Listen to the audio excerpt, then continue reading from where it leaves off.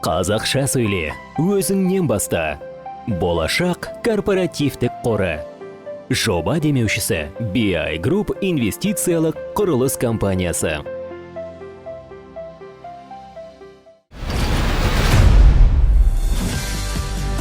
Екі 2019 жылдың қорытынды жобасы. Ең жұлдызды жоба.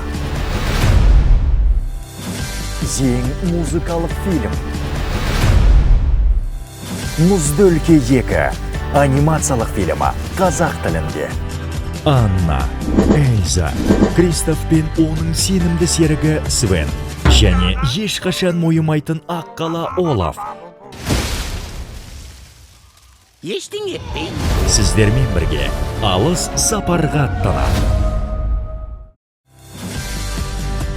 Мұзды өлке 2 болашақ корпоративтік қоры және Марвин компаниясының бастамасымен өзіңнен баста жобасы аясында қазақ тілінде дубляждалған 33-ші фильм. Сиқырға толы ғажайып хикаяның жалғасы. Бас продюсер Айгүл Қыдырғалиқызының жетекшілігімен Нұр-Сұлтан қаласындағы Арай Медиа Групп студиясында дубляждалды. Қайдасың, сен келдің бе, мені де сен сездің бе? Тылсым әлемге, тылсым әлемге. Фильмді сапалы әрі шынайы дубляждауда студия директоры Алмас Болатұлының, дубляж режиссері, дыбыс режиссері, мәтін аудармашысы, мәтін редакторы, мәтін үйлестірушісі, ақын, жобаның музыкалық жетекшісі, кәсіби мамандардан құралған шығармашылық топтың сіңірген еңбегі зор. Эренделді құтқара алатын адам болса, ол сенсің. Басты кейіпкерлерді қазақ тілінде сөйлеткендер Назерке Серікболова. Тоқта, жоқ.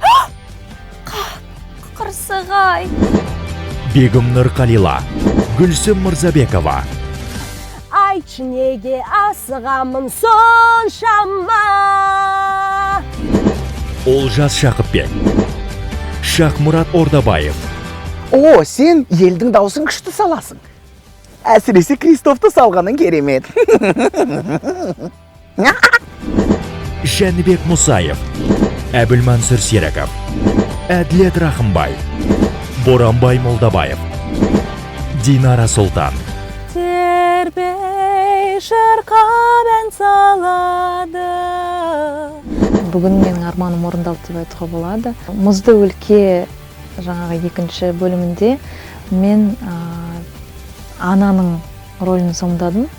Қайсы туынды болмасын, оған біз өзіміз ерекше, өзімізден, қазақ тілімізден бір ерекшелік қосуға тырысамыз. Сол сияқты дәл осы жобаға да біз өз тарапымыздан шығармашылық ұжыммен бір-екі Абай атамыздың өлеңдерінен үзінді сөздер қостық.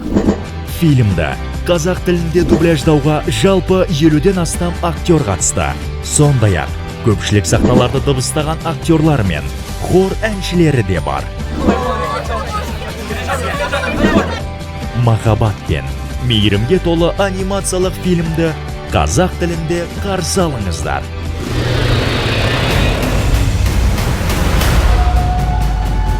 Мұзды өлке 2 28 қарашадан бастап кинода.